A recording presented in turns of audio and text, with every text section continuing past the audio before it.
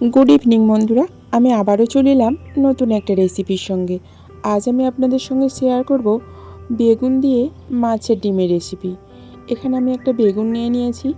বেগুনটা প্রথমেই কেটে দেখে নিলাম পোকা আছে কিনা। পোকা নেই, দেখতে পেলেন একদমই ফ্রেশ, সেই কারণে অনায়াসেই টুকরো টুকরো করে কেটে নেওয়া যাবে। দেখুন, প্রথমে এইভাবে লম্বা লম্বা করে কেটে নিলাম, এরপর মাঝখান দিয়ে আবারও একবার কেটে নিলাম। যেহেতু একই প্রসেসে বেগুনগুলো কাটা হয়েছে, সেই কারণে প্রত্যেকটা বেগুনের সাইজ কিন্তু একই রকম হয়েছে দেখুন। আর যেহেতু মাছের ডিমের ঝোল হবে, ঝোলে দেওয়ার জন্য সাধারণত আমরা এইভাবেই বেগুন কেটে থাকি।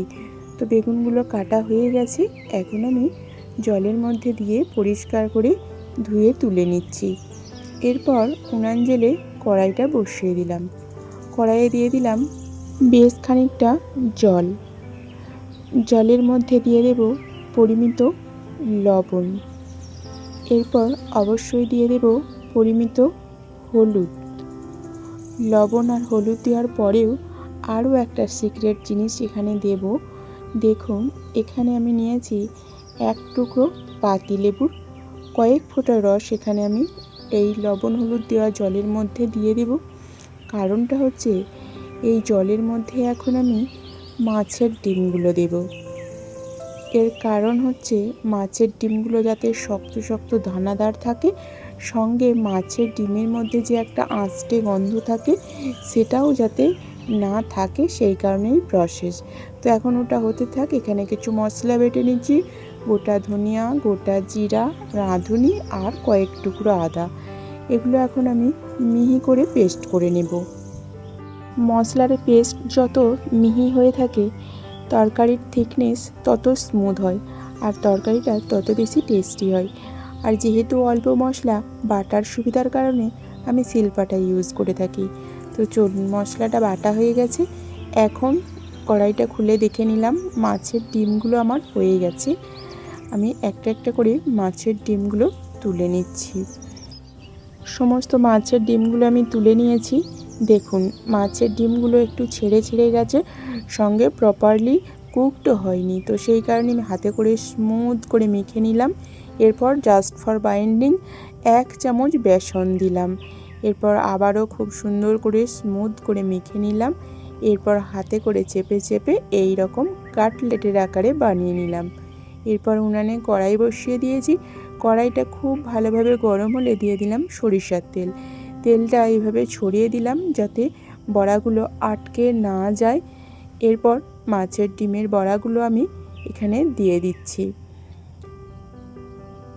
সমস্ত বড়া দেওয়া হয়ে গেলে মিনিট 5 মতো ওয়েট করতে হবে, যাতে এক পিঠটা শক্ত হয়ে যায়। তার আগে উল্টালে ভেঙে যাওয়ার সম্ভাবনা থাকবে, সেই কারণে 5 মিনিট পর এখন আমি উল্টে নিচ্ছি। দেখুন, একদিকটা কিন্তু শক্ত হয়ে গেছে এবং বেশ লাল লাল করে ভাজা হচ্ছে। অবশ্যই এখানে উনানের আঁচটা লোয়ের দিকে রাখতে হবে, তা না হলে কিন্তু পুড়ে যাওয়ার সম্ভাবনা থাকবে। চলুন, মাছের ডিমের বড়াগুলো এখন ভাজা হচ্ছে। এখানে কেটে নেওয়া বেগুনের মধ্যে দিয়ে দিলাম পরিমিত লবণ আর হলুদ। এরপর এইভাবে ঝাঁকিয়ে নিয়ে লবণ হলুদটা বেগুনের মধ্যে মাখিয়ে নিলাম।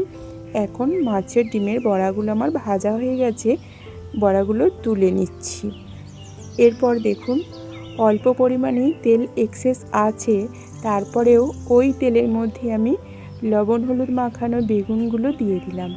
এরপর অল্প কিছুক্ষণ নাড়াচাড়া করলেই বেগুন যেহেতু নরম, খুব তাড়াতাড়ি ভাজা হয়ে যায়। তো বেগুনগুলো আমার ভাজা হয়ে গেছে, এখন আমি তুলে নিচ্ছি। আর কড়াইতে কোনো তেল এক্সেস নেই, সেই কারণে আবারও দিয়ে দিলাম অল্প পরিমাণে সরিষার তেল। তেলটা গরম হলে ফোড়নে দিলাম গোটা সাদা জিরা, একটা শুকনো লঙ্কা ফাটিয়ে, এরপরে দিয়ে দিলাম একটা তেজপাতা, এখন দিচ্ছি একটা বড় সাইজের পেঁয়াজ কুচি। এরপর একটু নাড়াচাড়া করে পেঁয়াজের কালারটা অল্প একটু চেঞ্জ হলেই দিয়ে দিলাম আলু। এই আলুগুলো বেগুন কাটার সময়তেই কেটে নিয়েছিলাম। আলুগুলো যেমন মাছের ঝোলের আলু কাটা হয়, ঠিক ওই সাইজের করেই আমি কেটে নিয়েছি। আলুগুলো কিছুক্ষণ নাড়াচাড়া করে একটু কষানো হয়ে গেলে দিয়ে দিলাম পরিমিত লবণ, পরিমিত হলুদ।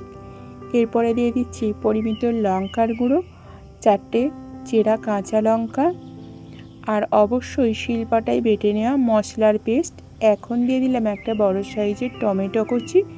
এরপর একটু নাড়াচাড়া করে নেব। যেহেতু মশলার পেস্টের সঙ্গে শিলপাটা ধোয়া জলটা আছে, তাই এখন জল দিলাম না। অল্প একটু নাড়াচাড়া করার পর আবারও একটুখানি জল অ্যাড করে দিলাম। এরপর চাপা দিয়ে 5 মিনিটের জন্য ফুটিয়ে নেব, কষানোর সুবিধার্থে বা সময় যাতে কম লাগে কষাতে। 5 মিনিট পর খুলে দেখে নিচ্ছি, দেখুন ফুটে উঠেছে। এরপর আমি 5 মিনিট আবারও কষাতে থাকবো। দেখেই বোঝা যাবে যে মাখো মাখো হয়ে এসেছে এবং মশলাটা কড়াই ছেড়ে দিচ্ছে, দেখেই বোঝা যাচ্ছে। এখন আমি পরিমিত জল অ্যাড করে দেব। পরিমিত মানে এখানে অল্প একটু ঝোল ঝোলও থাকবে, সঙ্গে আলুটা সিদ্ধ হতে হবে, সেই সঙ্গে মাছের ডিমের বড়াটা একটু ঝোল টেনে নেবে। সেই রকম মেজারমেন্ট করে আমি আবারও একটু ঝোলটা বাড়িয়ে দিলাম। যেহেতু ঝোলটা বাড়ানো হয়েছে, তাই একটু লবণটা চেক করে নেওয়াই ভালো। এরপর দিয়ে দিলাম ভেজে রাখা বেগুনগুলো এবং ভেজে রাখা মাছের ডিমের বড়াগুলো। দেওয়ার পর অল্প একটু নাড়াচাড়া করে সাইজ করে দিলাম। এরপর চাপা দিয়ে 10 মিনিটের জন্য ফুটিয়ে নেব। তো রেসিপিটা আমার কমপ্লিট। মাছের ডিমের বড়া আলু বেগুন দিয়ে ঝোল আপনাদের কেমন লাগলো অবশ্যই কমেন্ট করবেন। আজ তাহলে আসি।